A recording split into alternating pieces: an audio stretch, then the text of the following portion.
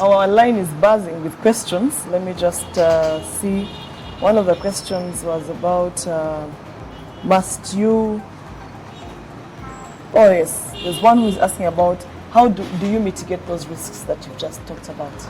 Okay, mitigation of those disadvantages, Yes, I would say, and the risks. Exactly, yes. First of all, I would say registration of your business is one of the biggest mitigations that you can do. Sure. Once you register a business name, Yes. it identifies your business, it gives it an identity. And I would strongly advise that you register a name different from your personal name. Yes. So if you're So called that you can Rebecca, split them apart. yes, if you're Rebecca, get maybe, I don't know which name I can use. You can get a different name and, register it as a trade name. Yes. Although it will be Rebecca trading as maybe security limited security events. Yes. It means that it will be Rebecca trading as security events. Yes. But at least security events will be known as its own business, its own trade name. Yeah. So someone can actually differentiate between you and the trade name. Sure. So that gives the business some credibility, Yes. so that you can build a brand, and this brand can stand, and actually in the eyes of the public it can be a business of its own, rather than attaching each and every business aspect to the name of, let's say, Rebecca. Yes. So registering a name, a trade name, Yes. is one of the ways you can mitigate those risks. Yes. And then two, we usually encourage that we take insurance policies for the business, Yes.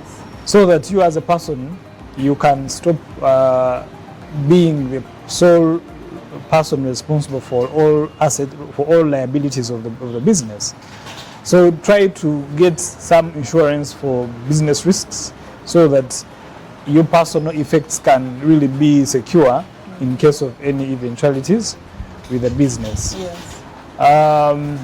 We also think that it is important that a person tries to recruit people to do different aspects of the business. So bring in talent. Skilled labor, talent. Yes, it may be on employee basis, they are employees, Yes. but at least they can help you on bringing in new talent, new perspectives into the business, so that you don't have to be the sole, strategic thinker of the business. Some of them will bring in new ideas that can help you, realign the business Sure. in a better way. I think those are some of the mitigations I can think about. Yes, and one lady from Kamocha wants to know if she must register her business. Must she register her business? Because of course I think there is also the aspect of how much money will I need, Yeah. how to registration part. Must one register it? I would say registration of sole proprietorships is not a must. Okay, that's a relief for some. You may think it's a relief, but Yeah. it also has its own advantages and disadvantages. Okay. While you may do your business as Rebecca, Yes. I can do it. Yes.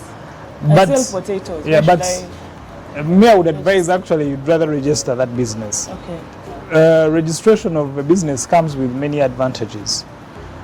One, it's easier for you to get licenses. If you're going to go to get a license from KCCA, from wherever, and you putting a trade name ahead, they look at you as a credible business. While you can get it as an individual, I would think it's easier and usually more credible if you have a trade name. Trade name for it. Financing bit also, it becomes easier because now you have a credible business which can be identified. You have given identity to your name once you register your business. Of course, it's also easier for tax purposes, because once you register, then the tax person can easily know how to deal with you in relation to tax compliance. Even branding itself becomes easier. There's no, you have to brand your business, you have to market your business.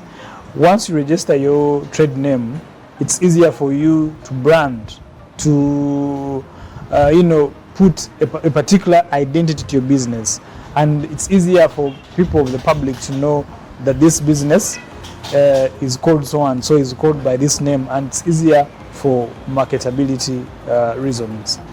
Yes. Counsel, you keep saying trade name, business name. These things might be a bit confusing to some of our viewers. Yes. Could you help us understand, okay, what's a trade name and how do I register a trade name? So a trade name, by the way, the way it sounds, or the way it sounds, it's a name for your business. Some people call it a trade name, others call it a business name. So it's a name that you register for your business. Yes. I may be called Blair, but I choose to trade as, let's say, Kamocha, trades, okay? Yes. Or enterprises, Yes. or Grace and Sons Enterprises. Yes. So that's a trade name that you have decided to give to your business, okay? Yes. And it's not good from anywhere. Usually when you want to register a trade name, you register it with the government. Yes. Of course, in Uganda, the Uganda Registration Services Bureau is the one that registers all business names on behalf of the government of Yes. Uganda. So don't be duped by anyone telling you I can register your business name when actually they are not. Unless you're using them as an agent, maybe like you approach a lawyer. Probably if it is a lawyer Help you to or any other agent that you're using to register your business name, but they must give you a certificate from the Uganda Registration Services Bureau, or URSB. That is the only entity by law authorized to register any business in Uganda. So registration of a trade name, so now it has gone online. We used to go to URSB, then you pick a form, then you fill it, you attach your national IDs, then you make payments and then return it. But these days everything can be done online. Yes. So you have to visit the official website of URSB, ursb.go.ug. Under the section of business registration, you will find a section for business names. And so under business names, you'll find a form you fill if you want to register a business name. Yes. For you to be able, of course, to register a business name, you must have reserved your name first. Yes. And even reservation of the name is done on the Online. same website, Yes. online. And so once you have a name that you have reserved and has been accepted, you have made payments. Payments can be made through the bank, can be made on mobile money or Airtel money. They can be, if you have a Visa card or any way of paying money, then you can also pay fees to URSB through URA, of course, to be able to register a trade name. So if you have got a name reserved and you have made payments, then you can fill that form for registration of a trade name. They usually ask you for details of what's the name of the business. Yes. Then of course the owner, the particulars of the owner, and the nature of the business that you're going to do. All those details must be filled in before you register the trade name. Yes.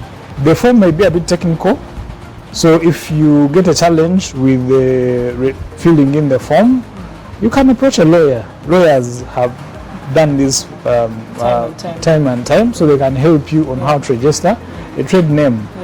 Yeah. Once the registration is done, of course they give you a certificate, a certificate of registration. Yes. And this is going to be now a document that will show that now you have a business name registered. Yes. Your business has an identity. Yes. And You've formalized your business Yes. now. So I can say Divine Enterprises is now a business, though it is owned by Rebecca as a sole proprietor. So it will be called Divine Enterprises or Rebecca Trading as Divine Enterprises. Yes. And there you know that your business is formally registered, now, and you're good to go. Then you must remember to pay your taxes. Yes. And you must remember to get a trading license. Yes. To make sure that you're complying with the requirements as per. Definitely, you must be able to comply with your taxes. Yes. So you must get a TIN number. Yes. A TIN number, that's a tax identification number from URA, Yes. to be able to pay your taxes. You must be able to get licenses from KCCA, for example, if you're in Kampala. Yes. You must get a license from your urban authority. Yes. It can be either a municipal council, it can be a city council. Yes. You must be able to get a license to operate within that area. Yes. Some businesses require specific authorizations. For example, me as a legal practitioner, I must get approval of chambers Yes. from law council. I must have a practicing certificate still issued by the High Court. So you must know what authorizations or licenses are required in that nature of business. Yes. But you don't have to suffer if you feel you don't have enough information. The lawyers are there, they can always help you, or any other tax agents can help you be able to make sure that the business is compliant in all aspects. Yes. Today we talked about the different ways of formalizing your company or your business. However, we only talked about sole proprietorships, and we feel like there's so much more you can learn. In our next episode, we're going to talk about how to formalize a partnership or a company or any other forms of business. Please join us if you're interested in learning about these. Until next time, I am your host, Rebecca.